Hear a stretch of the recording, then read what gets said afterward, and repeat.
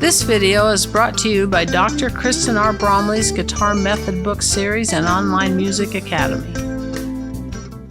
Hi, I'm Dr. Kristen Bromley. Welcome to my online academy. It's so great to have you joining me here in these online lessons. In this video, we're going to learn the B chord and the F-sharp 7 chord. These are bar chords that we play in the first position area, and a lot of times we end up playing these chords right along with some of the other open position or first position chords that we've learned previously. Once we've learned these chords, we're going to jam together on some songs. These chords will be used in those chord progressions for those songs, along with some of the other chords that we've learned before. So it's going to be super fun. And when I say jam, I mean you, me, and the band. So we're going to be jamming together on those songs, you, me, and the band. This video does accompany Lesson 13 from my Chords and Harmony Books 1 and 2 Method book. In that book, we're going to be on pages 78 and 79 with this video.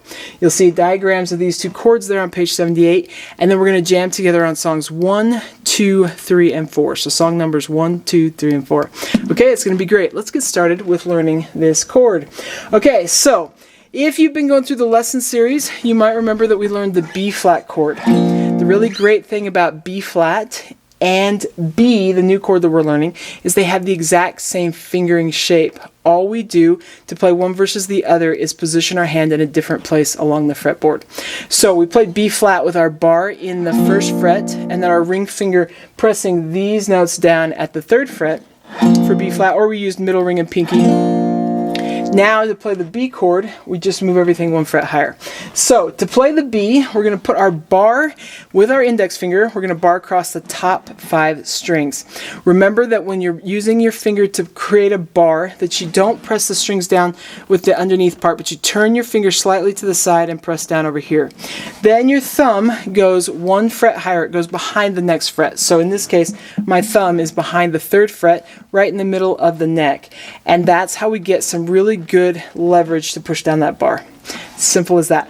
I'm also, with this chord, having my index finger bar across the top 5 strings and then gently touch the 6th string so that it's muted as I'm playing this chord, so that if I inadvertently strum the 6th string, we won't hear any sound.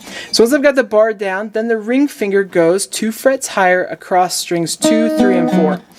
When I play the chord with this fingering, the top string is going to be usually muted, not always, but usually, and that's okay. So it's okay to just have it be those inside 4 strings to play the B chord there. So that's that fingering. You could strum those strings with like a little down, down, up, strumming pattern. Just kind of get used to it. Make sure you got a good sound happening. Alternatively, if you want to finger it with another fingering option, then my middle finger is going to press down the 4th string at the 4th fret. Ring finger is going to go on the 3rd string at the 4th fret, and pinky is going to go on the 2nd string at the 4th fret, and then you will hear that top string. So I use this fingering personally when I want the top string to ring, and I personally use the other fingering, the one with the ring finger pressing multiple strings down, creating a little bar when I don't care if the top string rings. That's sort of how I go at it. You can do whatever you'd like, whichever one's more comfortable, or do the same thing that I do, use them interchangeably depending on the sound that you want. So you want to get comfortable with that B chord. It works just like that. Okay, let's go look at the F-sharp 7 chord. Now, we learned an F chord that barred across all 6 strings before.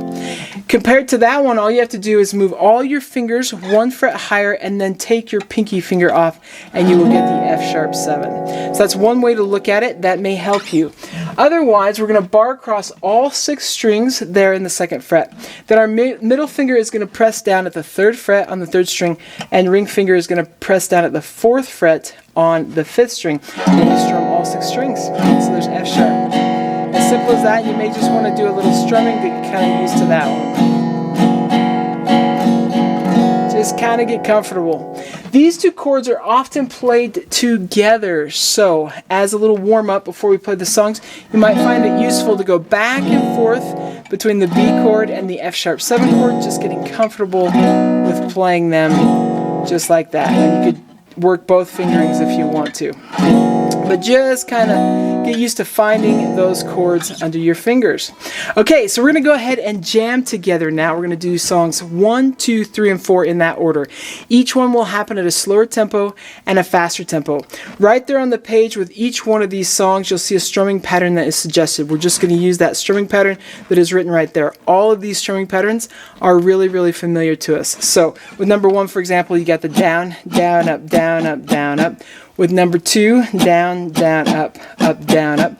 Then for 3 and 4, songs 3 and 4, we go back to down, down, up, down, up, down, up. You'll probably remember, because I've mentioned it quite often, that if you just need to work on that strumming, mute those strings and just do the strumming. Or if you just need to work on the chord fingerings, you can just not worry about the strumming and then just worry about those left hand fingerings.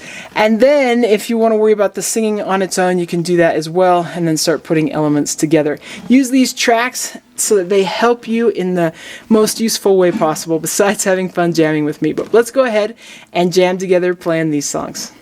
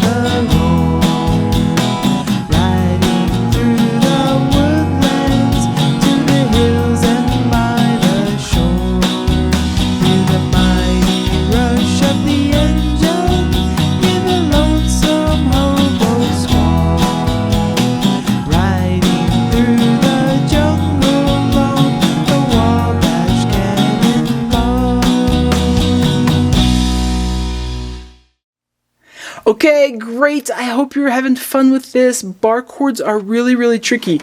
Remember, you can stretch out those hands and not to over practice too much as you're working on them. Just a little bit at a time. In the next video that goes with lesson 13, we're going to work on the F sharp chord, so F sharp major, and C sharp 7. So those will be the two new chords that we're working on in the next video. It's going to be great. Take care, and I'll see you again. Thanks for watching this video. If you found it helpful, please hit the like button and subscribe to the channel. And be sure to check out more great content. You can find more information about me and my products at KristenBromley.com. Take care.